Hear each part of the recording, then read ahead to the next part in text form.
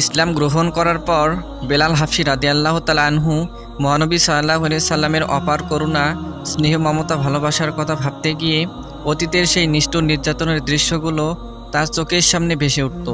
কি ভয়ানক নিষ্ঠুর ছিল তার মণিপ্রূপী দানব সেই উমাইয়া। অতঃপর বদরের যুদ্ধের দিন ঘটনাচক্রে হজরত বেলাল রাদিয়াল্লাহু তাআলা আনহুর সাথে উমাইয়ার দেখা হয়ে যায়। উমাইয়া ও তার ছেলে আলীকে তখন আব্দুর রহমান ইবনে আউফ রাদিয়াল্লাহু তাআলা আনহু বন্দী করে নবীজির কাছে নিয়ে যাচ্ছিলেন। ইসলাম ধর্ম প্রচারের আগে আব্দুর রহমানের সাথে উমাইয়ার ঘনিষ্ঠ সম্পর্ক ছিল। স্বভাবতই তার মনে উমাইয়ার জন্য একটা নরম স্থান ছিল। আব্দুর রহমান ইবনে আউফ উমাইয়া ও তার পুত্রকে বেঁধে নিয়ে যাচ্ছিলেন। দূর থেকে তা হজরত বেলাল রাদিয়াল্লাহু তাআলা আনহুর চোখে পড়ল। তিনি ছুটে তাদের কাছে এলেন। উমাইয়াকে দেখে হজরত বেলাল রাদিয়াল্লাহু তাআলা আনহুর রক্ত মাথায় উঠে গেল। তিনি অত্যন্ত ক্রুদ্ধ হলেন। নিষ্ঠুর অত্যাচারের অসহনীয় দৃশ্যগুলো তার মনে বিদ্যুতের মতো ঝলসে উঠল। সেই তাকে মারতে মারতে আধা মারা করে অন্ধকার কুঠরিতে বন্দি করে রাখা, আল্লাহর পবিত্র নাম উচ্চারণের কারণে তার মুখে লাথি মারা, চাবকের আঘাতে তার শরীরকে রক্তাক্ত করা, গলায় দড়ি দিয়ে পাথরে এবড়ো থেবড়ো রাস্তার উপর দিয়ে টেনে হিঁচড়ে মরুভূমিতে নিয়ে যাওয়া, কখনো উত্তপ্ত বালুর মধ্যে চিৎ করে শুয়ে বুকের উপর বড় পাথর চাপা দেওয়া, সব নির্যাতন তার চোখের সামনে ভেসে উঠল। কি ভীষণ সেই শারীরিক যন্ত্রণা! হজরত বেলাল রাদিয়াল্লাহু তাআলা আনহু যেন এই মুহূর্তে যেন সেই ব্যথায় জর্জরিত হচ্ছিলেন। তার কানে বাজছিল উমাইয়া তীব্র ঘৃণার সাথে উচ্চারিত আল্লাহ ও তার রসুলের প্রতি অকথ্য গালিগালাজ এবং অপমানকর কথা। হজরত বেলাল রাদিয়াল্লাহু তাআলা আনহু চিৎকার করে বললেন, ওরে আল্লাহ শত্রু কাফের উমাইয়া, তোকে আজ আমি হাতে পেয়েছি। আজ তোকে আমি কিছুতেই ছেড়ে দিব না। হয়তো তুই বাঁচবি, নয়তো আমি বাঁচব। আব্দুর রহমান তখন হজরত বেলাল রাদিয়াল্লাহু তাআলা আনহুকে বাধা দিলেন এবং বললেন, জনাব, ইনি আমার বন্দী, আমার কাছে সে আত্মসমর্পণ করেছে, তাকে আমার রক্ষা করা উচিত। কিন্তু হজরত বেলাল রাদিয়াল্লাহু তাআলা আনহুর কানে কোনো কথাই ঢোকেনি। তিনি সেখানকার লোকদেরকে চিৎকার করে বললেন, আল্লাহর সাহায্যকারী কারা আছেন? আসুন, এগিয়ে আসুন। আল্লাহর রাসূলের বিরোধী জঘন্যতম একটা শত্রু, একটা শয়তানকে হাতের নাগালে পেয়েছি। আসুন আপনারা সকলে এসে তার বিচার করুন, তার সমুচিত শাস্তি দিন। ফলে আর যায় কোথায়? ছুটে গেল মুসলিম জনতা। অতঃপর তারা বলল, এই সেই ইবলিস উমাইয়া, এই সেই মানুষরূপী পশু, এ পশুকে আর ছেড়ে দেওয়া যাবে না। ওরা সবাই উমাইয়ার উপর ঝাঁপিয়ে পড়ল। আব্দুর রহমান ক্ষিপ্ত জনতাকে থামানোর চেষ্টা করেন। তিনি তাদের উদ্দেশ্যে বললেন, বন্ধুগণ, আমি জানি এ কাফের হজরত বেলাল রাদিয়াল্লাহু তাআলা আনহুর মতো একজন পুণ্যবান মানুষকে অত্যাচারে জর্জরিত করে তাকে মৃত্যুর কোলে ঢেলে দিয়েছিল। আমি নিশ্চয়ই বিচার করে তার সমুচিত শাস্তির ব্যবস্থা করব। কিন্তু এখন সে আমার বন্দী, সে আমার কাছে আত্মসমর্পণ করেছে। দোহাই তোমাদের, ওকে তোমরা মেরো না। কিন্তু কে শুনে কার কথা? হযরত বেলাল রাদিয়াল্লাহু তাআলা আনহুর প্রতি এই উমাইয়ার নির্মম নির্যাতনের কথা তারা শুনেছিল, অনেকে তার নিজের চোখে দেখেছিল। তাই তার এ সকল দোহাই কোনো পাত্তাই দিল না। ফলে মুসলিম জনতা ভীষণ রাগে কাতরাতে কাতরাতে উমাইয়ার দেহটাকে একেবারে টুকরো টুকরো করে ফেলল। সাথে তার ছেলে আলীকেও রেহাই দিল না। অতঃপর এ খবর হযরত আবু বকর রাদিয়াল্লাহু তাআলা আনহুর কাছে গেল। তিনি বলে উঠলেন, সাবাস বেলাল, আল্লাহ তাআলা উমাইয়ার সঠিক বিচার করেছেন। একদিন বেলাল রাদিয়াল্লাহু তাআলা আনহু ইয়ামেনের একটি মসজিদে ছিলেন। তিনি অনুভব করলেন কে যেন তার কানে ফিসফিস করে বলছে, হে বেলাল, এবার তুমি বিয়ে করে স্থিরভাবে বসবাস করো। এরপর থেকে তিনি উপযুক্ত পাত্রী খুঁজতে থাকেন। সেখানে খাওলান গোত্রের হিন্দ নামক একজন উপযুক্ত কুমারী পাত্রীর সন্ধান তিনি পেয়ে যান। তিনি হিন্দের অভিভাবকের কাছে গিয়ে বিয়ের প্রস্তাব দেন। তারা বললেন, তুমি কে? কি তোমার বংশ পরিচয়? বেলাল হাফসি রাদিয়াল্লাহু তাআলা আনহু বললেন, আমি আবাসিনিয়ার পুত্র বিলাল। আমার মা বাবা এবং আমরা সবাই কৃতদাস ছিলাম। খুব গরিব ছিলাম আমরা, টাকা পয়সা কিছুই ছিল না। কিন্তু আল্লাহর কৃপায় আমি দাসত্ব থেকে মুক্তি পেয়েছি। এখন মহানবী সাল্লাল্লাহু আলাইহি সাল্লামের সাথী হিসেবে আছি। আমার এখন আর্থিক সচ্ছলতা হয়েছে। এ কথা শুনে তারা তাদের পক্ষ থেকে খবরটা সত্য কিনা তা যাচাই করার জন্য মহানবী সাল্লাল্লাহু আলাইহি সাল্লামের কাছে কিছু লোক মদিনায় পাঠালেন। তারা এসে খবরটা সত্য কিনা তা জানার জন্য মহানবী সাল্লাল্লাহু আলাইহি সাল্লামের কাছে সত্যতা জানতে চাইলে জবাবে নবী করিম সাল্লাল্লাহু আলাইহি সাল্লাম বললেন, বিলালের উপযুক্ততা সম্পর্কে প্রশ্ন করার তোমরা কে? কি করে একজন জান্নাতবাসী লোকের মূল্য কম করে নির্ণয় করছো? অতঃপর তারা ফিরে এসে পরিবারকে সমস্ত কিছু জানালো। তাই সে পরিবার খুশি মনে হযরত বেলাল রাদিয়াল্লাহু তাআলা আনহুর সাথে তাদের মেয়েকে বিয়ে দিয়ে নিজেদের গৌরব বাড়িয়েছিলেন। একদিন মহানবী সাল্লাল্লাহু আলাইহি সাল্লাম ফজরের নামাজের পর বেলাল রাদিয়াল্লাহু তাআলা আনহুকে লক্ষ্য করে বললেন, হে বেলাল, যেদিন রাত্রে আমি মেরাজে গমন করেছিলাম এবং আমার বেহেশতে প্রবেশের ভাগ্য হলো, সেদিন আমার সামনে তোমার পায়ের শব্দ শুনতে পেলাম। আমি যেন দেখলাম আমার আগেই তুমি বেহেশতে গিয়ে বসে আছো। তুমি বলো তো, মুসলমান হওয়ার পর এমন কি ভালো কাজ করেছো তুমি, যার ফলে তুমি এমন পুরস্কারের জন্য মনোনীত হয়েছো? হযরত বেলাল রাদিয়াল্লাহু তাআলা আনহু নম্রভাবে জবাব দিলেন, হে আল্লাহর নবী, এ সম্বন্ধে আমি কিছুই জানি না। আমি শুধু এতটুকু বলতে পারি যে যখনই আমি আজান দিই আমি 2 রাকাত নামাজ পড়ে নেই, আর যখনই উযু ভেঙে যায় তখনই আমি আবার উযু করে নেই এবং সাথে সাথে 2 রাকাত নফল নামাজ আদায় করে নেই। অন্য আরেকটা হাদিসে এসেছে, মহানবী সাল্লাল্লাহু আলাইহি সাল্লাম বলেছেন, শেষ বিচারের দিন আমাকে বুরাকে, আমার প্রিয় কন্যা ফাতেমাকে, আমার নিজ উটনে আল কাওয়া এবং বেলাল রাদিয়াল্লাহু তাআলা আনহুকে বেহেশতের একটি উট বহন করে নিয়ে যাবে। নবী করিম সাল্লাল্লাহু আলাইহি সাল্লাম হযরত বেলাল রাদিয়াল্লাহু তাআলা আনহুকে সাইয়্যিদানা অর্থাৎ আমাদের নেতা হিসেবে আখ্যায়িত করেছেন। একজন কৃতদাসকে এত উচ্চ মর্যাদায় অধিষ্ঠিত করে একজন মানুষের কর্মের প্রতি যে মর্যাদা দেখানো হয়েছে, তাতে মহানবী সাল্লাল্লাহু আলাইহি সাল্লামের বিস্তৃত আকাশ সমান মনের উদারতা এবং ইসলামের সৌন্দর্যের পরিচয় পাওয়া যায়। অতঃপর খৈবারের যুদ্ধে হযরত মুহাম্মদ সাল্লাল্লাহু আলাইহি সাল্লাম ইহুদিদেরকে পরাজিত করার পর একটি সন্ধি চুক্তি স্থাপিত হয়। সন্ধির পর তিনি যখন খৈবারে অবস্থান করছিলেন, তখন জৈনব নামক একজন ইহুদি রমণী মুহাম্মদ সাল্লাল্লাহু আলাইহি সাল্লামকে এবং তার কয়েকজন সাহাবীকে দাওয়াত করেন। তাই তারা দাওয়াত রক্ষা করতে গেলেন, কিন্তু পাপিষ্টা জয়নাব তাদের বিষ মাখানো খাবার পরিবেশন করেন। হযরত মুহাম্মদ সাল্লাল্লাহু আলাইহি সাল্লাম এক টুকরো গোশত মুখে দিয়ে বুঝতে পারেন এবং তা ফেলে দেন। সেই সাথে অন্যদের তা খেতে বারণ করেন। অতঃপর নবী করিম সাল্লাল্লাহু আলাইহি সাল্লাম স্বাভাবিকভাবে মদিনাতে ফিরে এলেন, কিন্তু ওই বিষের ক্রিয়ায় তার অস্তিম রোগের কারণ হয়ে দাঁড়ায়। তার শরীর দিন দিন দুর্বল হয়ে যাচ্ছে দেখে হযরত বেলাল রাদিয়াল্লাহু তাআলা আনহু অত্যন্ত উদ্বিগ্ন হয়ে পড়েন। শরীরের ওই অবস্থা নিয়েই তিনি ১০০ লক্ষ মুসলমান নিয়ে হজ করার লক্ষ্যে মক্কায় আসেন। অতঃপর বিদায় হজের পর ৬৩২ খ্রিস্টাব্দে ৬৩ বছর বয়সে নবী করিম সাল্লাল্লাহু আলাইহি সাল্লাম এই দুনিয়া থেকে বিদায় নিলেন। তার মৃত্যুতে শোকের ছায়া নেমে আসে। হযরত বেলাল রাদিয়াল্লাহু তাআলা আনহুর পৃথিবী থেকে সব শান্তি, সব আনন্দ, সব কিছু নিঃশেষ হয়ে গেল, কারণ তিনি উঠতে বসতে সারাক্ষণ থাকতেন নবী করিম সাল্লাল্লাহু আলাইহি সাল্লামের সাথে সাথে। নবীবিহীন হযরত বেলাল রাদিয়াল্লাহু তাআলা আনহু মর্মবেদনায় অস্থির হয়ে ওঠেন। মদিনার পদঘাট, বাসস্থান, মসজিদে নববীর গলিতে গলিতে শুধু নবী করিম সাল্লাল্লাহু আলাইহি সাল্লামের স্মৃতি। কোনো কাজে আর তিনি উৎসাহ পাচ্ছিলেন না। মনটা কেবলই হাহাকার করে ওঠে। আজানের সুরে যেন কান্না ঝরে। নবীর বেদনায় শেষ পর্যন্ত তিনি আজান দেওয়ার দায়িত্ব ছেড়ে দিলেন। অতঃপর বেলাল হাবশী রাদিয়াল্লাহু তাআলা আনহু মুয়াজ্জিনের দায়িত্ব ছেড়ে দিয়ে ধর্মযুদ্ধে জীবন কাটিয়ে দেওয়ার সিদ্ধান্তে উপনীত হলেন। তার বন্ধু এবং মুক্তিদাতা হযরত আবু বকর রাদিয়াল্লাহু তাআলা আনহুর কাছে তার মানসিক অবস্থা এবং আন্তরিক ইচ্ছার কথা ব্যক্ত করলেন। তিনি বললেন, রাসূলুল্লাহ সাল্লাল্লাহু আলাইহি সাল্লাম বলে গেছেন, একজন মুসলমান সবচেয়ে ভালো কাজ যে করতে পারে তা হলো যুদ্ধে অংশগ্রহণ করা। আমার আন্তরিক ইচ্ছে জীবনের পরবর্তী সময়টুকু পবিত্র ধর্মযুদ্ধে ব্যয় করব। তখন আবু বকর রাদিয়াল্লাহু তাআলা আনহু বললেন, আমি এই বিষয়ে আপনার সাথে সম্পূর্ণ একমত, কিন্তু আমার অনুরোধ, আপনি আরও কিছুদিনের জন্য মদিনায় থাকুন। আমি এখন বৃদ্ধ মানুষ, আপনার সাহায্য আমার খুবই প্রয়োজন। হযরত আবু বকর রাদিয়াল্লাহু তাআলা আনহুর এই কথায় হযরত বেলাল রাদিয়াল্লাহু তাআলা আনহু বেশ বিচলিত হলেন।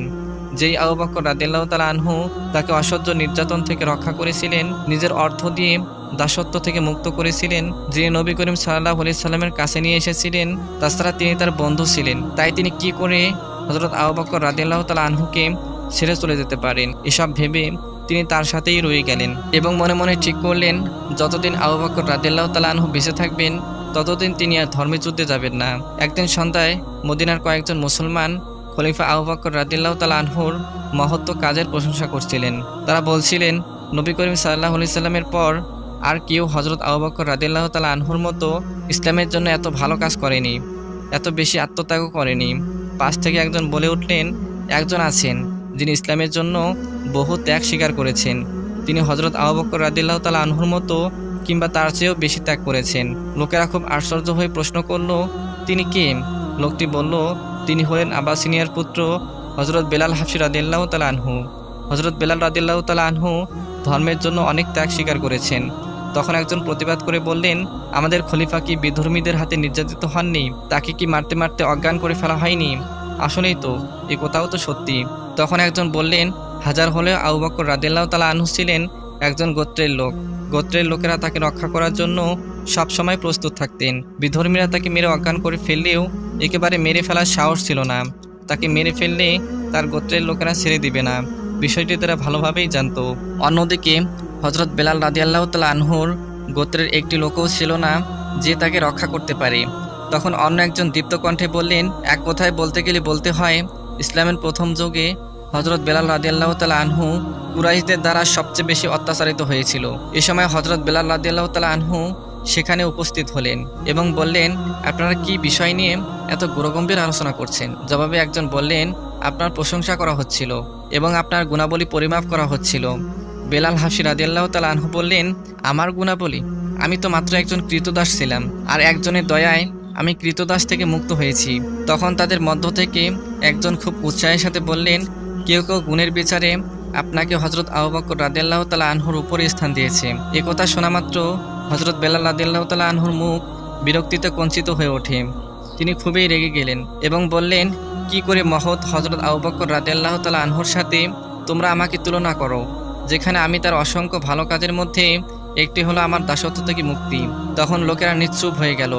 মুখে কিছু না বললেও মনে মনে সবাই হজরত আবু বকর রাদিয়াল্লাহু তাআলা আনহুর সাথে হজরত বেলাল রাদিয়াল্লাহু তাআলা আনহুকে মহান একজন ব্যক্তি বলে আখ্যায়িত করলেন। অতঃপর হজরত আবু বকর রাদিয়াল্লাহু তাআলা আনহুর পর হজরত ওমর রাদিয়াল্লাহু তাআলা আনহু যখন খলিফা হলেন, তখন হজরত বেলাল রাদিয়াল্লাহু তাআলা আনহু তাকেও বিভিন্ন কাজে সাহায্য সহযোগিতা করতেন।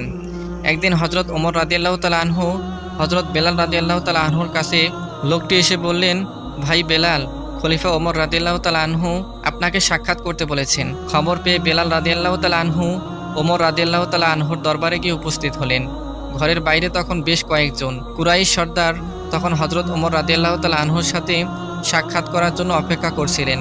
কিন্তু হজরত বেলাল রাদিয়াল্লাহু তাআলা আনহুকে হজরত ওমর রাদিয়াল্লাহু তাআলা আনহু সবার আগে ডেকে নিলেন। এতে সর্দার খুব চটে গিয়ে বললেন, এসব কি? আমরা হলাম সম্ভ্রান্ত পরিবারের লোক, আমরা হলাম নেতা, আর বেলাল হলো একজন কৃতদাস, তাকে আমাদের আগে ডেকে নেওয়া কি প্রয়োজন আছে? তখন ইকরামা বললেন, কারণ অবশ্যই আছে। আল্লাহর নবী সাল্লাল্লাহু আলাইহি সাল্লাম আমাদের সকলকে সত্যের পথে ডাক দিয়েছিলেন। আমরা তার সেই ডাকে সাড়া দিয়েছি অনেক দেরিতে। যারা আগে সেই ডাকে সাড়া দিয়েছিলেন তাদেরকেই এখন আগে ডাকা হবে। এটা নিয়ে এখন আমাদের রাগে গজগজ করা উচিত নয়। এরপর কিছুদিন অতিবাহিত হওয়ার পর হজরত বেলালের মন ধর্মযুদ্ধে যাওয়ার জন্য অস্থির হয়ে ওঠে। তিনি হজরত ওমর রাদিয়াল্লাহু তাআলা আনহুর কাছে গিয়ে তার ধর্মযুদ্ধে যাওয়ার ইচ্ছার কথা প্রকাশ করেন।